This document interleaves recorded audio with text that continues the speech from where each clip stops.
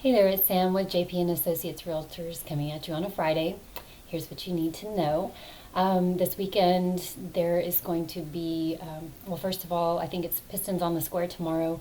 This is the final day of their toy drive for I think it's the Blue Santa that they're doing, that they do every year since they've started. And so they'll, tomorrow morning, 8 to 10, I think, they have not only, well, you get to see some really cool old cars, which every once in a while I post pictures of if you go on my Facebook or Instagram.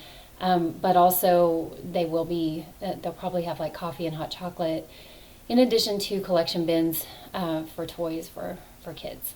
Then on Saturday, you may see me downtown, me and Steve, at the Georgetown downtown pub crawl. Ball gown pub crawl is what it's called.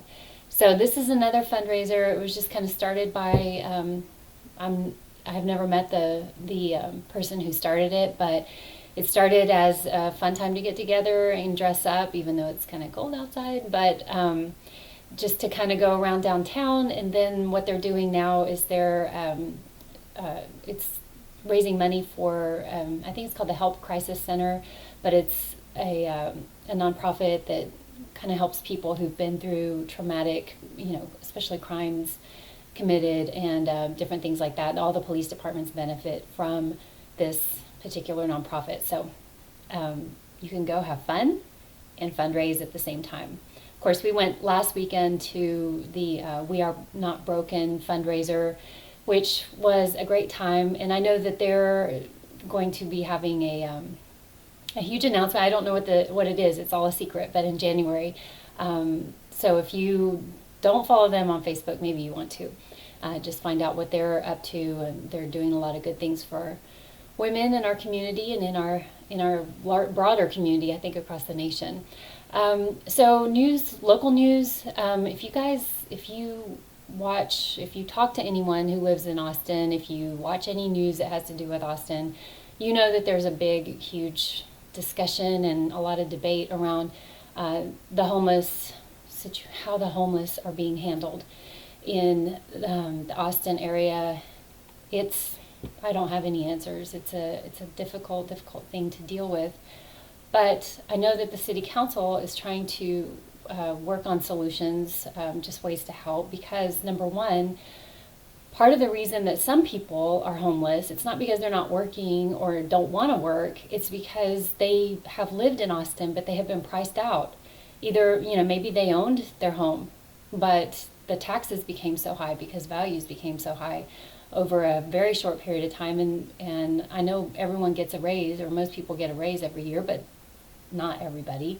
And, if your tax value is raising by 10% every year, and then you only get like a 2% pay raise, well, what are you going to do? You're not going to make enough money to be able to pay your taxes. And so that's what priced people a lot of people out of their houses, which is an unfortunate situation. Of course, there are people who,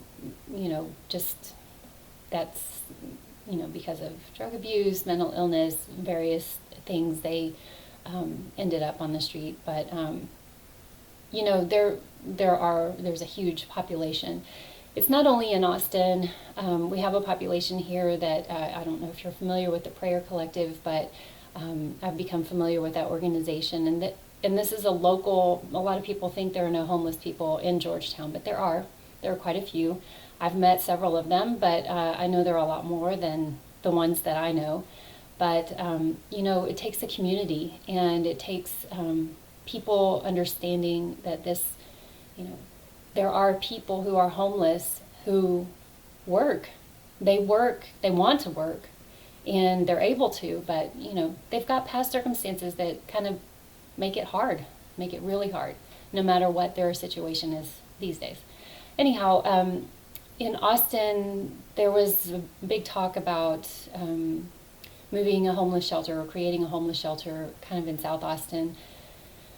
The whole neighborhood was in an uproar over that, so now the city council has approved the purchase of an old motel just on the access road of 35, I think at Old Torf.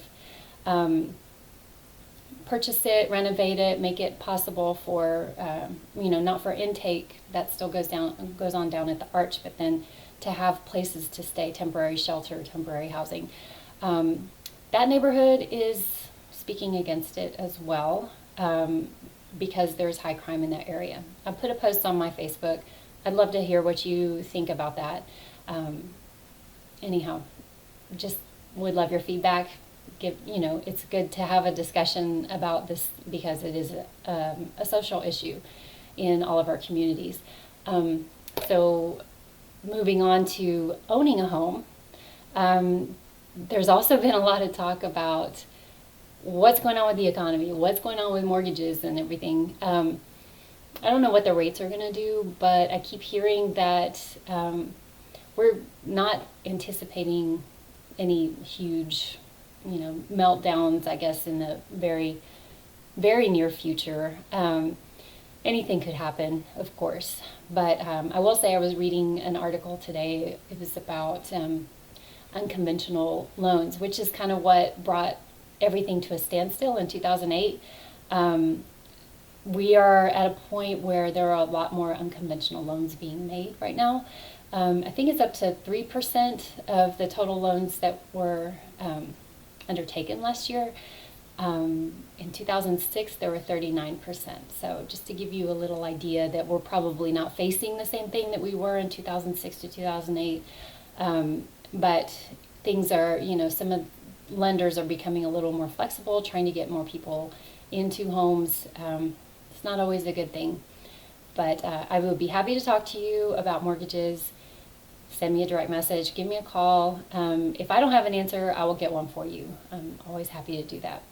And the other thing I wanted to mention, so we've had a lot of flooding, as you are probably aware, in the past few years, not only in other parts like at the coast or, in the Midwest, which historically we've seen quite a bit in the past 20 or 30 years, but also in Austin, in the Austin area. And so I don't know everything about it, but I did actually one time work for a company that did flood zone determinations.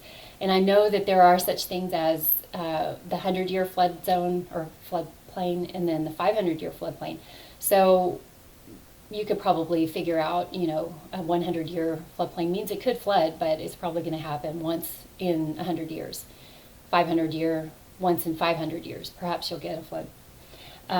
Austin is actually has been identified as having more, even though broader, we're in the, there are a lot of properties in the 500-year floodplain. Now it's getting closer to, there are a lot more in the 100-year floodplain.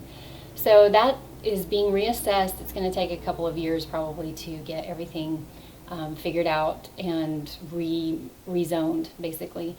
But it is going to have an impact on homeowners, like home builders, and insurance rates. So something to look forward to, I suppose.